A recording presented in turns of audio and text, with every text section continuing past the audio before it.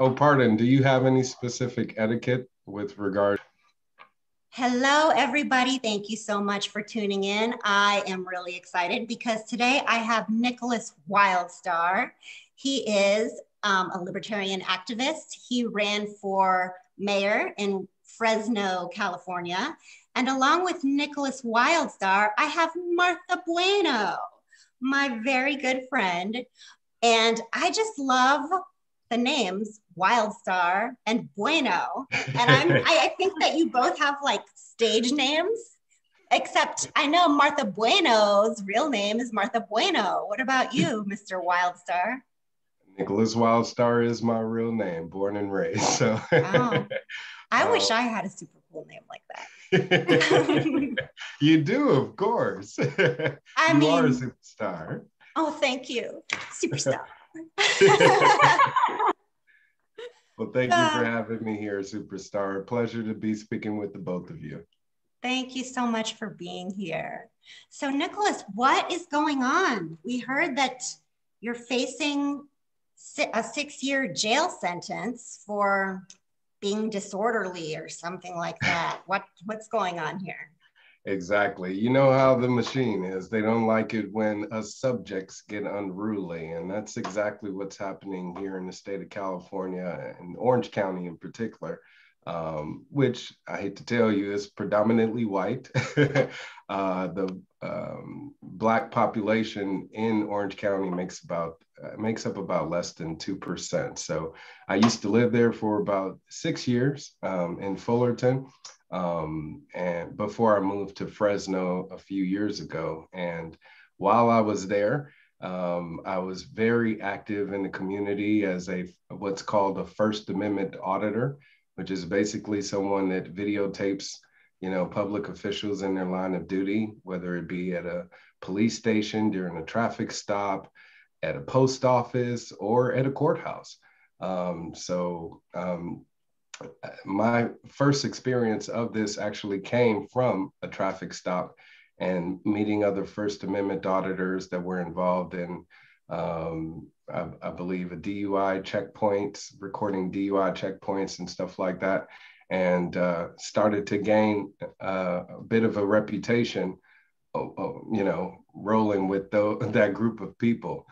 And so I've been stopped a multitude of times in Fullerton for several reasons: for walking while Black on Martin Luther King Day of all days, riding my bicycle at a gas station, all sorts of things. So I have videos on YouTube, on my YouTube channel, which has about over 6 million views, thanks to these type of occurrences. And Yeah. although I wasn't seeking to, of course, get involved in those type of incidents, I did do my best to publicize them as much as possible. So basically what happened was I ended up having to go to court for some traffic citations. That walking while Black incident actually ended up turning into a civil suit against the Orange County Sheriff's Department and Fullerton Police. And I ended up winning that lawsuit.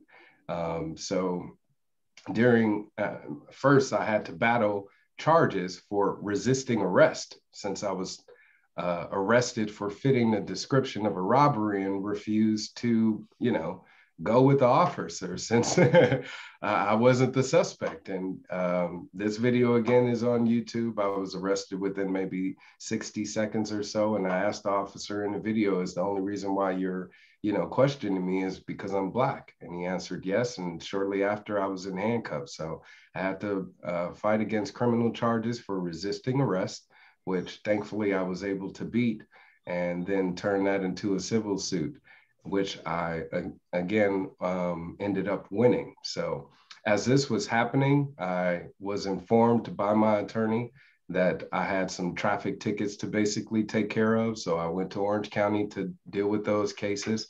And when I appeared in court, the judge let me know that the case had been dismissed. These were two court appearances.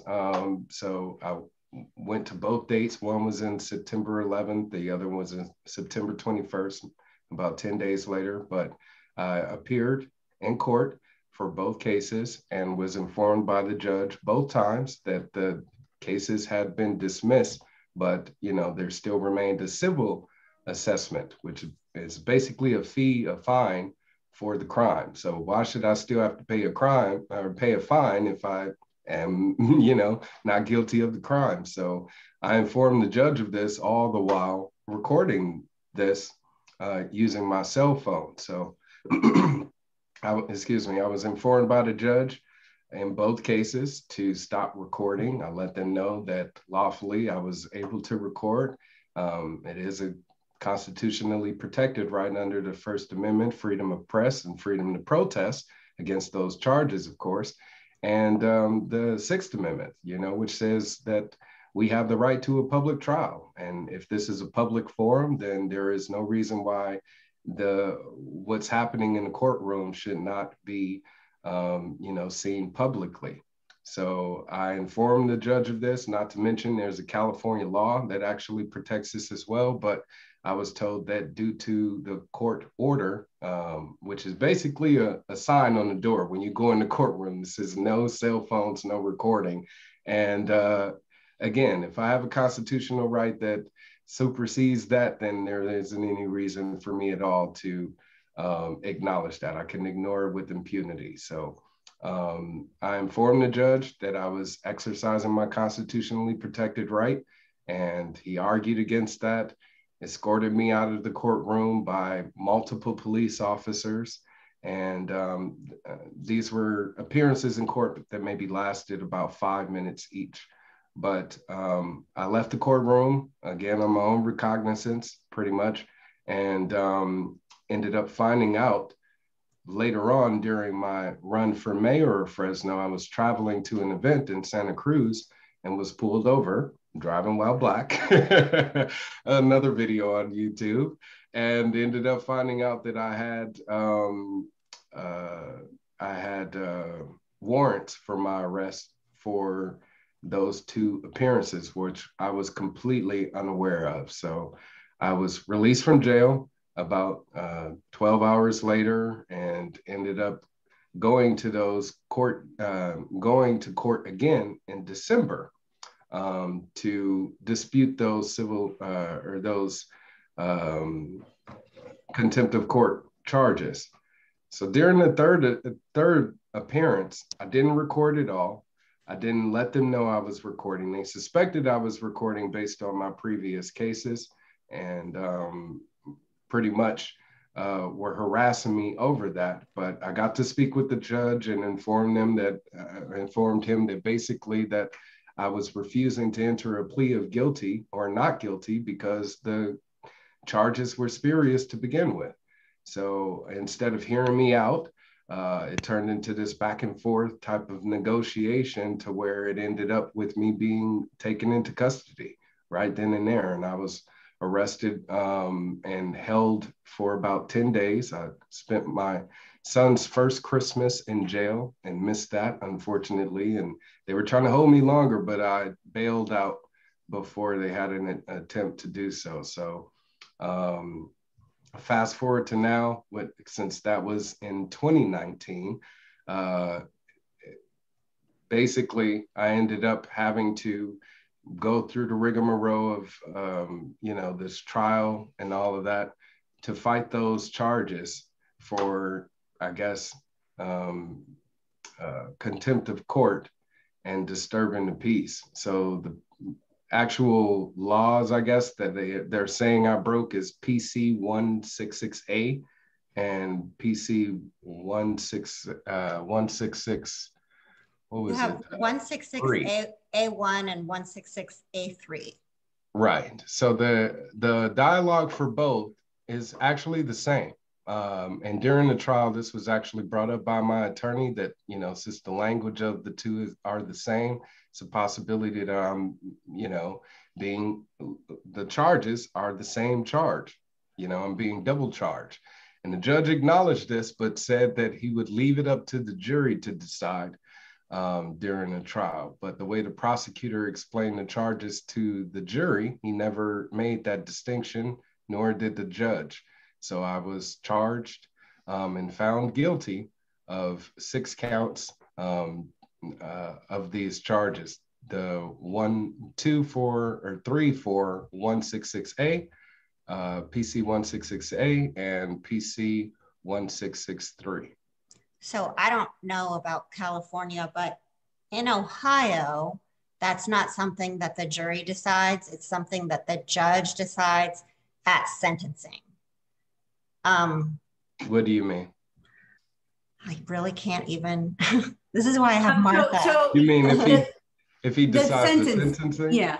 Yeah. Correct. Yes. It's the same in every court across America. So even though the jury, would decide the guilty or not guilty verdict, it's up to the judge's discretion to choose how he sentences, or she. But the maximum penalty per offense is 1 year. And the prosecutor's office really doesn't like me. As I said, I ended up suing them, and they having to pay. So I left a bad taste in their mouth. Yeah, that DA didn't look like she liked you very much at all. No, I mean, even just the charges themselves, they were filed almost a year after me appearing in September. I appeared in September 2018.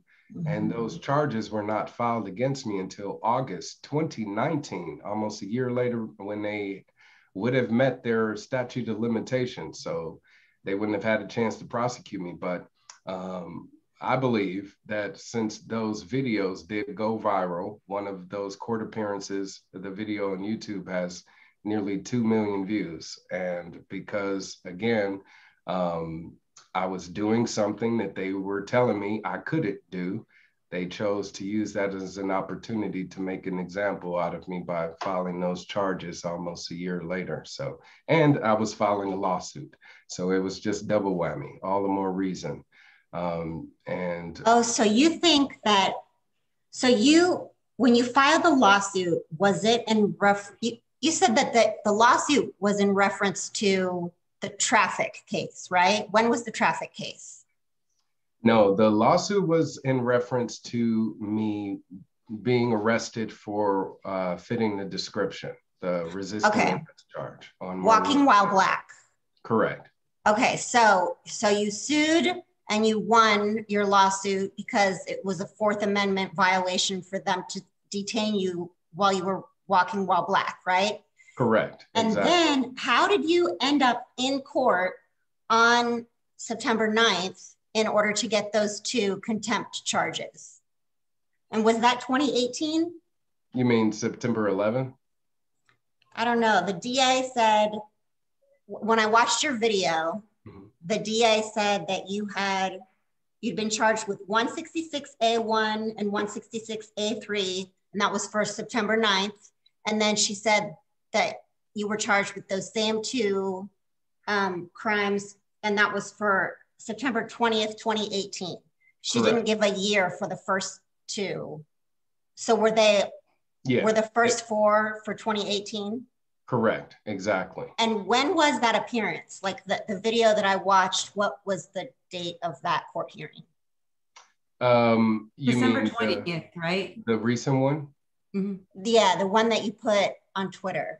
Yes, okay. So the most recent one was the secret video that I had recorded using spy glasses. That was from my appearance in December 20, 2019. I want some spy glasses. Where do I get them? You're going to need them. Spy glasses. No, I'm serious. Like, how do I get those? Amazon. Spy stores. Yeah. Really? Spy stores. Amazon. Yeah. I need them. I mean, cops are about to have like facial recognition stuff. Well, if they don't already, like, I need some spy stuff too. Amazon, I'll do it. Even though I paid Jeff Bezos, I'm still gonna get some spy glasses. Let me ask you about bailing out of jail, because that's a subject that is really important to me as well. A lot of people aren't aware of how hard it is for people that are arrested, like, having to bail out. So your options are plead guilty, wait until your trial, or bail out, correct? Exactly, yeah. So during an arraignment, the judge asks you guilty, not guilty, you enter your plea, and then, But in this instance, when I was taken into custody, like you said, I'm now already in jail for the supposed crime. And in order for me to bail out, I needed to contact a bail bondsman company, which I actually did not do because they don't have that information available in the jails. So my wife actually arranged that for me, thankfully. But they are supposed to make bail bonds information available in the jails. But with regards to having access to the phones and those contact numbers for those businesses is extremely difficult. I mean, you have sheriffs who are, pushy, and they have an attitude, and they're not really friendly or helpful, so or accommodating in any way, shape, or form. So when they're treating you like less than human, they could care less about your freedom at that point. So they're not going to be really trying to assist you in any way, shape, or form. And what did it cost to bail out of jail? About $1,500, I believe. Wow. So you were in jail over Christmas, your son's very first Christmas. Yep. And you had to come up with $1,500. Yes, I did. And I thank God that I was in a position financially to where I was able to afford that, because not too many people have that readily available, and especially these days during this pandemic. But this was before that. I was working and was able to generate an income to where, I was able to provide for myself and my family. But that is still a chunk of money that could have went towards, making sure that we continue to have a roof over our heads and food on our table, especially when I have a newborn child, which the judge, of course, did not take into consideration. My wife was there in the courtroom with me as well. She had our baby, who was maybe 5 months at the time. He was born in September. So, he was there and he started to cry, and the bailiff came over and asked us to leave the courtroom, and this is no place for a child. I'm like, but this is what you do to families. Not everybody is able to buy or afford childcare and, pay for daycare services or whatever the case may be, a babysitter. But that is unfortunately, that is standard in like every courtroom that I've ever been in. Like the judge whose courtroom I was assigned to when I was a public defender, he never allowed children or babies in the courtroom ever. So, and I think that's just one of those things that, like, I mean, you had never been in trouble before, you ended up facing these contempt charges, but prior to that, you were completely unfamiliar with the system. And I was telling Martha on the phone, I think this morning, that like when I was 17 years old in high school, knew nothing about the criminal justice system. I was making out with my boyfriend in a parking lot at like midnight or something. And the cops roll up and, he gives them permission to search his truck. And I am like flipping the fuck out, like every fucking swear word you can think of, like I'm throwing at these motherfuckers, like, because I don't know. I'm like, what the fuck is going on? Like, who do you think you are? We're just sitting here, like we're just making out, what are we supposed to do? We're 17. Right. So anyway, yeah, so that was me unfamiliar with the court system. And then when I saw your video, I was like, this is like a fella who's unfamiliar with the court system, just like I was telling Martha about, so I get it. Well, yeah, every time dealing with the court system is like a slap in the face and a new experience, but I'm a Black man. And as I said, living in Orange County. I'm not a Black man, so I can't say that I have. Yeah. Because I was not arrested for like flipping the fuck out, right? I'm not a Black man. If I had been a Black man, maybe I would have a criminal record right now. Which is why I think this video is so powerful, because, you know, you're wearing glasses. So the feeling of the video is like, we are there, we are you know, the person watching the video. And because again, also, I am also not a Black man. I've never been treated this way. I have been in court, you know, for lawsuits and stuff. And I've never been treated like this. I've never been treated the way you were, you know, or told to be quiet. And it's almost unclear why they started harassing you in the first place in the video. I didn't see you do anything that was, you know, wrong or bad. As a matter of fact, you were talking to somebody next to you, and you were the only one reprimanded amongst the group, you know, so it was shocking, to be honest. I mean, not shocking because we live in 2020 and, you know, we've seen how, you know, it's now kind of almost common to see it on play out, unfortunately.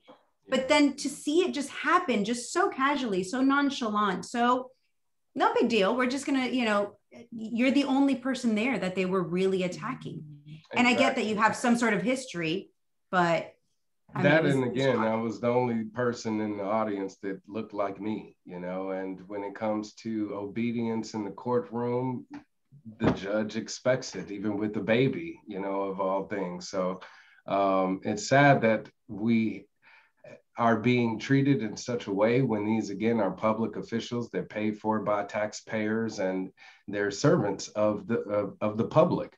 But yet we're treated as if we're subjects of their authority. And it's awful that I can't even speak to a judge about my own case in defense of that without being convicted first. He was already had it in his mind that I had committed the crime. You know, I asked him in the video, you know, or told him in the video, I didn't do anything wrong. And he said, well, I disagree with that. So already you're biased, you know, for what reason? When you're a judge, you're supposed to have a neutral position on the matter. You haven't heard any facts on the case, but yet you've already found me guilty in your mind. So it's sad that a lot of people are unaware of how our court systems actually operate, which is why I started to record those videos to begin with. But it's because I wanted to show the public about the inner workings of our court system, especially for someone, a Black man himself, actually dealing with those injustices. And even though it isn't portrayed much in the media, and is looked at as kind of being like a stigma, and a lot of people shy away from it, we need to know what's going on, because when it comes to law and order in our country, it's essential to the civility of our society. And if we lose that very fabric, then of course there's going to be chaos. Of course there's going to be violence, and, you know, everything is going to go astray, and we're going to lose the very foundation that built this country. Liberty. And I feel like, of course, my liberty was lost during me exercising this right. And sorry, you go first, Martha. Is there any law that says that you must act a certain way in a courtroom? I mean, no. I understand being civil towards each other, but, you know, was there any violation that you did by addressing the judge and not, you know, maybe I kind of almost feel like it, you know, the anger that you felt. I just watched it for the first time yesterday, so I'm still fresh and I'm still processing it. But the anger, it just came through, and it was so real and so raw. And I think that anybody watching it will feel it as well. So in that circumstance, I'm sure that I would have get heated as well. Did you break any laws? Is that a crime to get angry and demand that you have a fair trial? Exactly. And it wasn't to the point where I was, you know, belligerent or profane, extremely profane. I probably said damn or something like that. But I think there was one or two. Right. But I wasn't directly threatening. I didn't say I'm going to kill you or, you know, brandish a weapon or anything like that. But again, when it comes to conduct in a courtroom, these officials expect a certain demeanor. And with these PC codes, since a court order is basically just whatever the judge tells you to do.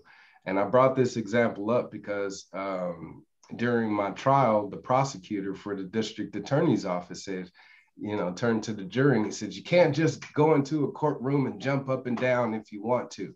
Well, if the judge orders you to jump up and down, that's now a court order. And if you don't obey that order, you'd be breaking the law, technically. So there is that fine line when it comes to respectability between our elected officials and we, the people, the ones that they're supposed to represent. So this PC 166A that they says, or 166.1, that they said that I'm guilty of it, it says verbatim, disorderly, contemptuous, or insolent behavior committed during the sitting of a court justice in the immediate view and presence of the court, and directly tending to interrupt its proceedings or to impair the respect due to its authority. Listen to that last line, I'm gonna say it again. Directly tending to interrupt its proceedings or to impair the respect due to its authority. Now 166.3 says exactly this: a breach of the peace, noise, or other disturbance directly tending to interrupt the proceedings of the court. Again, directly tending to interrupt the proceedings of the court. That's the language from 166.3. 166.1 says, again, directly tending to interrupt the proceedings or to impair the respect due to its authority. So one says authority, one says court. So it's essentially the same law, because the court is the judge and his authority is also the judge. Exactly. And so I've been charged twice with the same offense. But because of the wording, that I have never impaired respect due to his authority. Like, as a lawyer in the courtroom, I've gotten in trouble for getting upset before. Like, I've banged my hand down on the table before, not during a jury trial or anything, but during negotiations and stuff. So it is like there. Were you ever held in contempt? No, I was not. I'm also not a black man. But no, I mean, I can't say that I've never.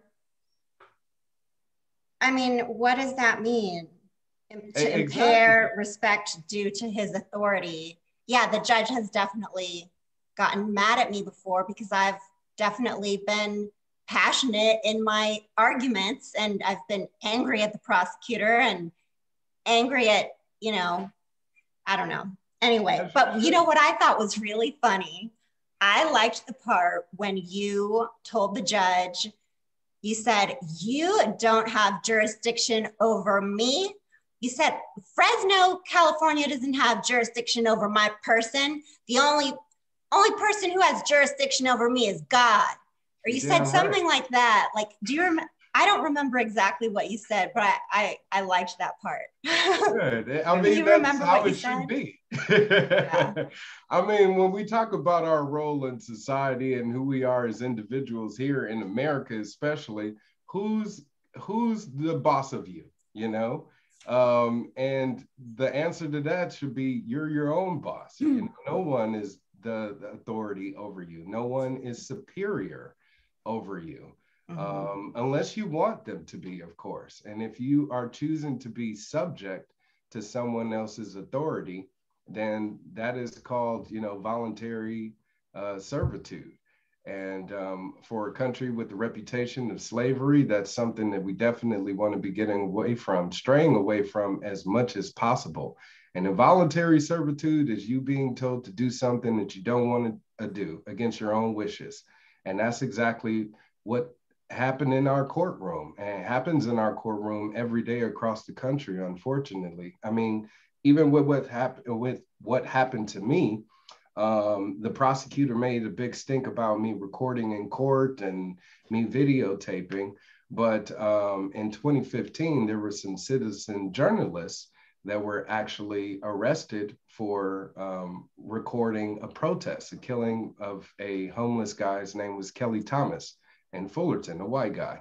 He was killed by Fullerton PD, and some citizen journalists recorded this and were prosecuted by the Orange County District's Attorney's Office for doing so.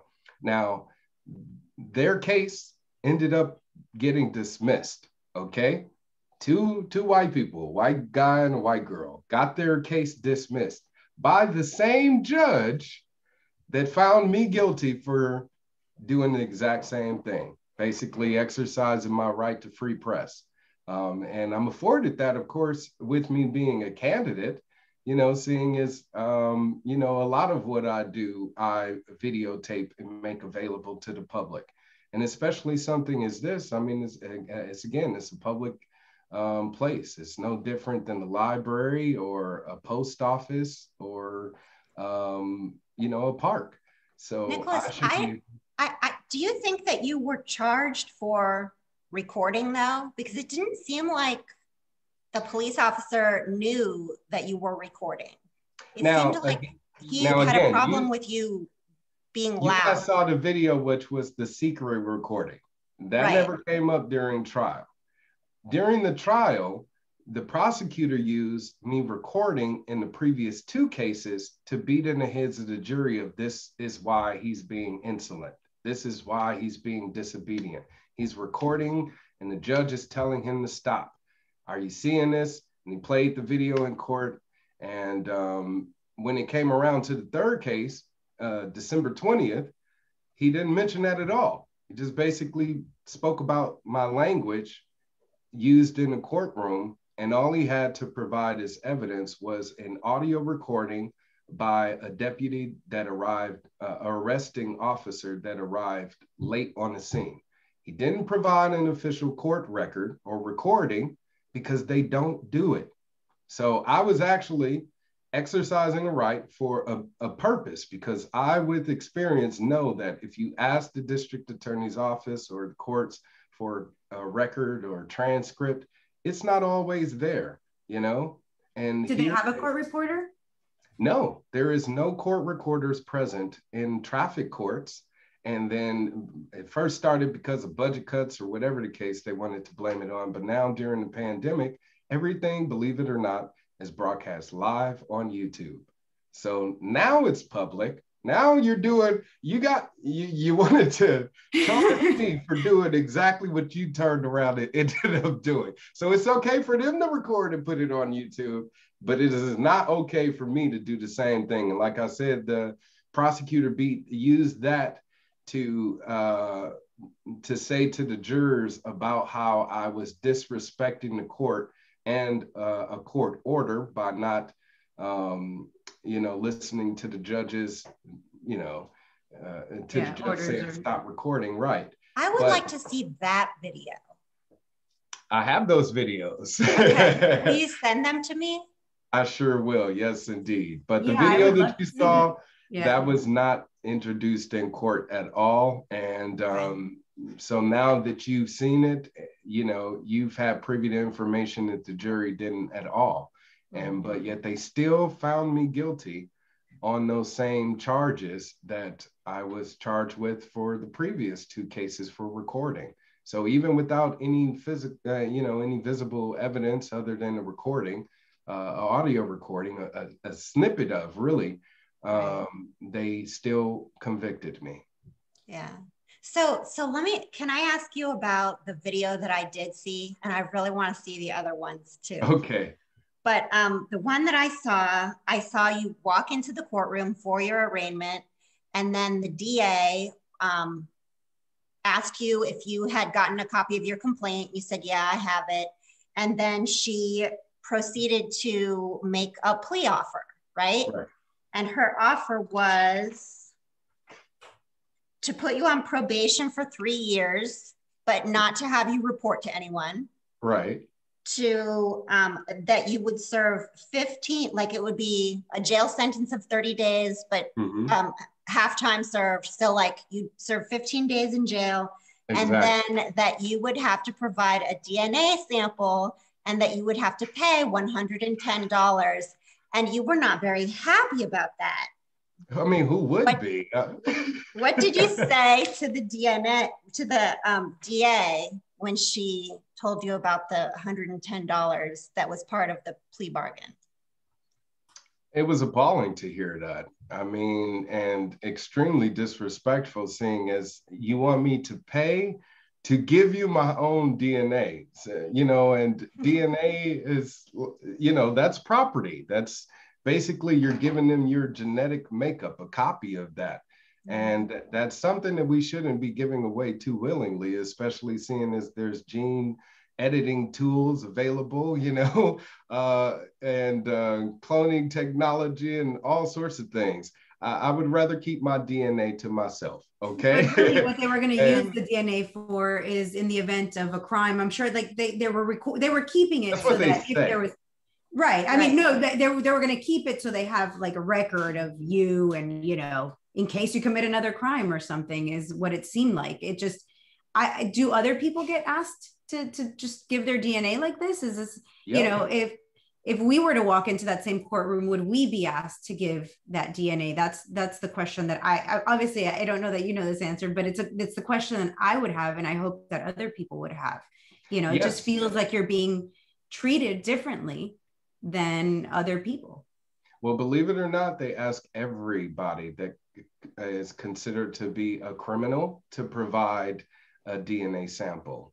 And they actually provide it as a way for you to get out of charges. I don't know if you guys saw, but in that video, she asked me, you know, did you hear the judge's disclaimer? What the judge did before I hit record was he showed a board, or there was a board shown to the courtroom by the bailiff, and it talked about if you provided DNA, you know, you have your charges dropped, but you're waiving your constitutional rights. And if you acknowledge this by giving and you would acknowledge this by giving your DNA. So, and that while you're on probation, you relinquish any Fourth Amendment rights that you had prior to being on probation. So you are subject to search and anytime. Seizure. Yep. Mm-hmm. And I was told the same thing, not only about my person, but as about my electronic devices as well. So I could be stopped at any given period by a police officer and have my cell phone searched or my laptop or whatever the case may be without question. So it's very invasive, and it's definitely a violation of our privacy rights. I mean, just as individuals, we have the inalienable right to privacy. We shouldn't be asking that right to be respected and protected by elected officials when, you know, that's a God-given right. So it's sad that we've gotten to the point as Americans where we've gotten so conditioned to believing that government gives us our rights and that we have only a certain amount that we are able to exercise and live by. That's not the truth. That's the furthest thing from the truth. And the 9th Amendment of the United States Bill of Rights actually says exactly that in the Constitution. So we need to start exercising those rights. We need to start defending our liberties and standing up for the values and principles that made this very country. Are you talking about natural law? Because I feel like a lot of people lately have been talking about natural law without actually saying, hey, I'm talking about natural law. Like Tulsi Gabbard, for example. She tweeted something just a few days ago, and I read her tweet and I was like, I think she's talking about natural law. Yeah, we're getting back there. And I don't know very much about natural law. You know, all I know is what I learned in my law books. And seeing that's sad because your law books are sorely mistaken. So teach me, Mr. Wildstar, yes, about natural law. Yeah. Yes. So natural law is inalienable rights. You have the right to breathe. You have the right to laugh. You have the right to cry. You have the right to love whoever. You have the right to die.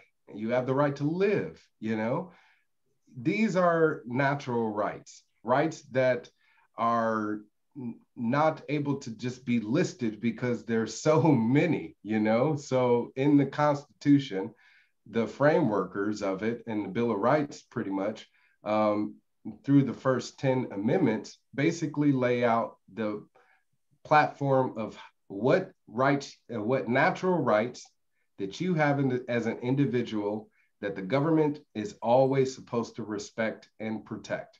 So under the First Amendment, you have the right to freedom of speech and freedom of religion, freedom of press, freedom to protest, freedom to assemble, you know? So these are all rights protected under first. Under the second, your right to bear arms, always to protect yourself.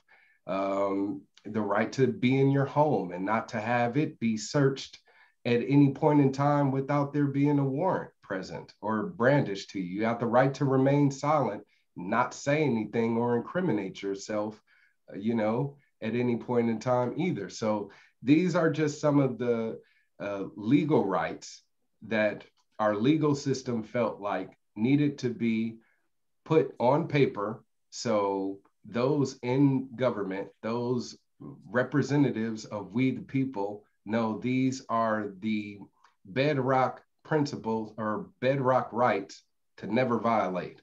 And then the Ninth Amendment wraps it up by basically saying that you have tons of natural rights that aren't here in the Constitution and won't be mentioned in the Bill of Rights. They will always be protected and respected. And there's your guarantee. So if you have an elected official, a sworn official that is not upholding their constitutional oath, like a judge, like a prosecutor, like a police officer, like a politician, then they are committing treason. And it is up to we, the people, to make sure that we're holding them accountable because, of course, they're not going to police themselves.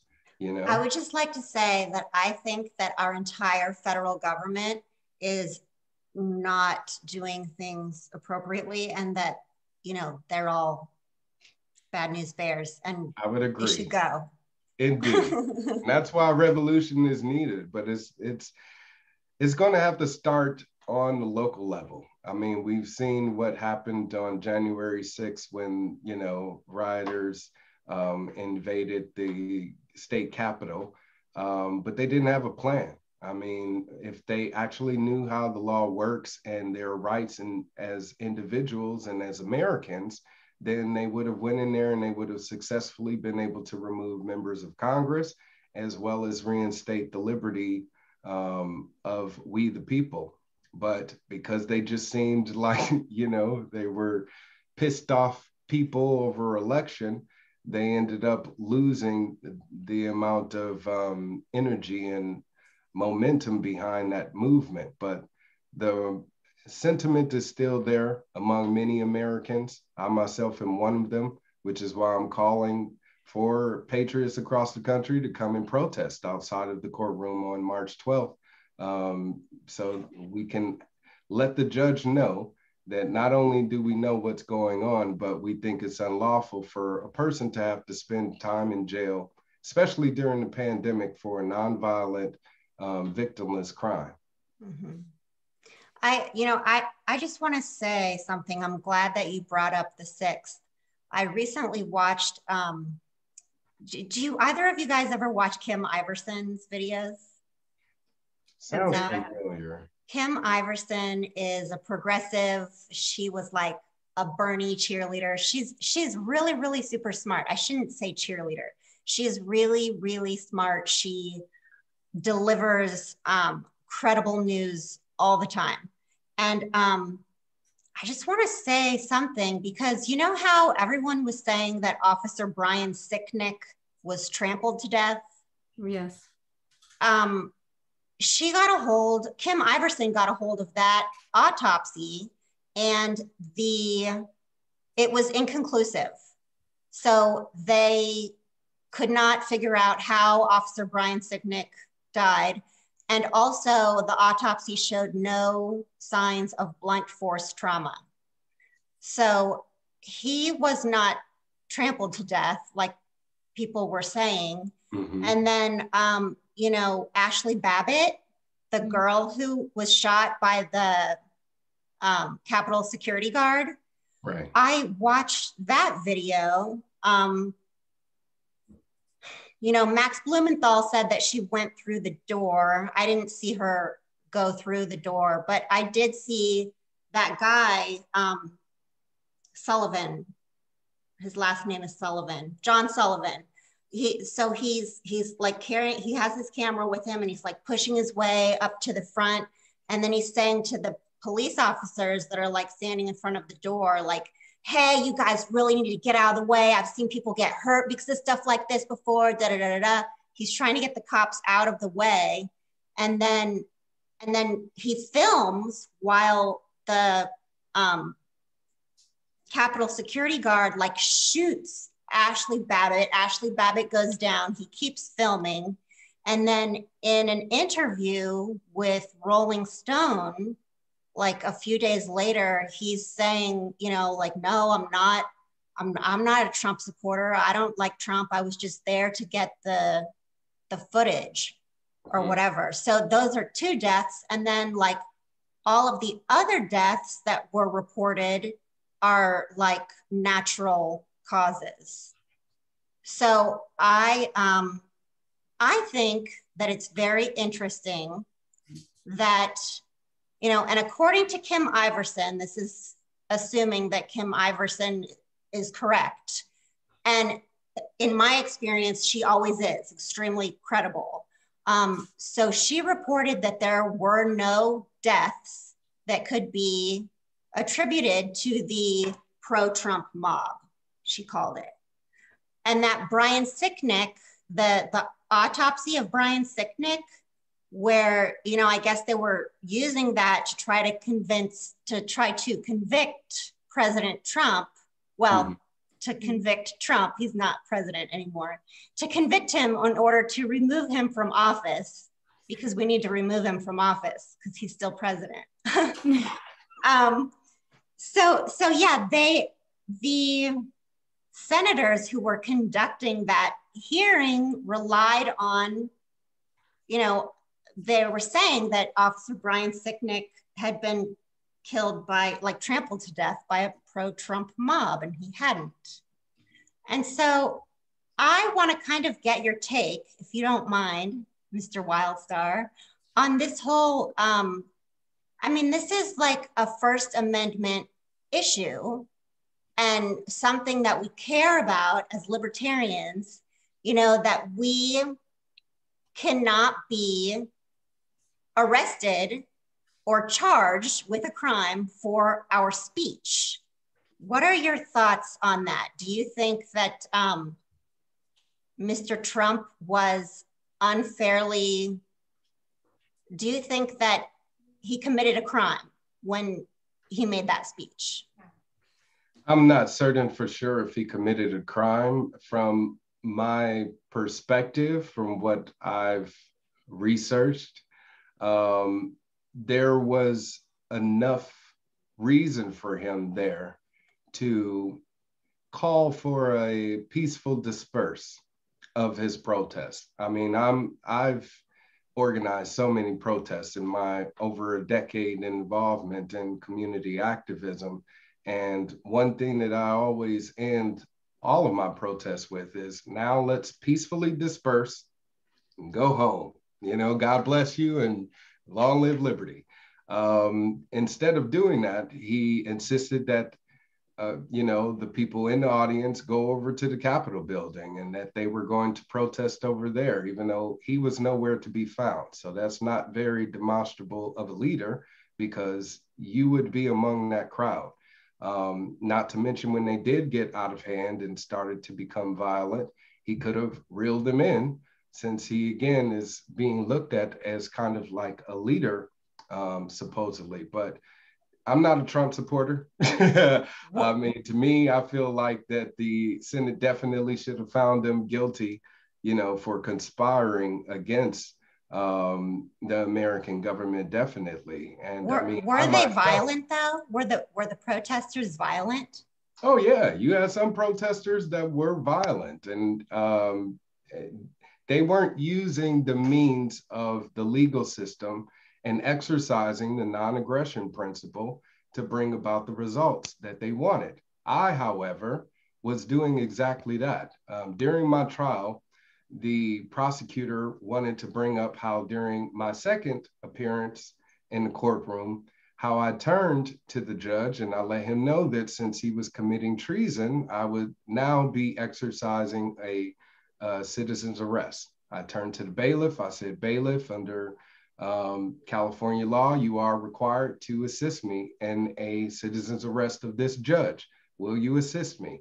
He laughed. I turned to the people of the audience, because this is how our checks and balances and authority works in this country. So if the people we hire to do their job won't do it, it's up to us to do it for them. It's our duty, especially when it comes to justice and enforcing the law. So I then turned to the audience and I said, since we now have a judge and a bailiff who are refusing to uphold their constitutional oath, do I have people in the audience that would like to assist me or bear witness to them violating or committing this crime? All you need is 2 witnesses. And unfortunately, I didn't get those 2 witnesses to stand with me to say that they were committing treason. Now, according to our Constitution and the Book of Rules, since court is a game, I don't know if you guys realize this, but it's a court is just like a basketball court, a tennis court. I will agree with you 100%. Mm-hmm. Court is a game. It's a chess game. Mm-hmm. Only thing is people's lives are at stake, their livelihood. Right. So if you know the rules of the game, then you have an opportunity to win. The reason why we, the people, keep losing to the justice system, and especially Black people, is because we're completely unaware of the rules of the game and how to win. If we knew that, which is what I do my best to educate everybody of, then we would have freedom, liberty, and justice for all in this country. It wouldn't be so abstract, and it wouldn't be so one-sided to where you have a group of people, mainly white people, who stormed a building and was able to walk away with their lives, versus a Black man, me, who walked into a courtroom and was thrown in jail for simply speaking his mind. Something's wrong with this country. And when we talk about systematic racism in our institutions, like our criminal justice system, you need to look no further than what's happening with me. Couldn't agree more. How can more people learn? How can they follow you? How can they learn? Because I think that, for us, for people who aren't as familiar with these rules, with these laws, with how we can protect ourselves, please tell us how we can get a hold of you, how we can learn from you. How do we do this? Well, thank you. Yes. Well, I am doing my best to, again, represent the people of California. So I am a candidate running for California governor. I am declared with the Secretary of State. And if you Google me, you'll find me on the Wikipedia list for 2022 candidates for California governor. So please visit my website, wildstar2022.com. It's wild like an animal, star like in the sky, 2022.com. Visit my website, find out more about what I'd like to do for the state. My campaign platform is there. And I am also in need of donations, since I am a grassroots candidate. I'm not funded by any large organizations, special interest groups, or unions, or whatever the case may be. So I'm gonna need help from, the average working class American. So please make a contribution. And I do have a pledge card. So if you want to get involved with my staff, Team Wildstar, or, help with social media outreach or any of that stuff, fill out a pledge card. But I have 2 parts to my personality and my activism. So one is my political activism and me, being a politician. And the other is me, again, just being a liberty activist. So if you visit my website, governorwildstar.com, it pretty much chronicles my entire journey throughout all of this, being an anonymous Occupy Wall Street protester to where I am now, which is my third campaign for California governor. So I also have information about our legal system and how it works, and jurisdiction and common law versus commercial law and all sorts of things. Because unfortunately, with our legal system, there is some secrecy, and the veil of secrecy hides behind, you not being fully aware of the law. Even if you ask an attorney for advice, they say, I can't provide you with legal advice. And you're like, why not? I mean, you're a lawyer, just tell me something. And the reason being is because they can't instruct you on to do anything without them being retained by you. And, it's kind of like, you go into your doctor's office, they can't operate on you unless you allow them and give them permission to. So it's a matter of, I guess, client confidentiality. Yes, exactly. But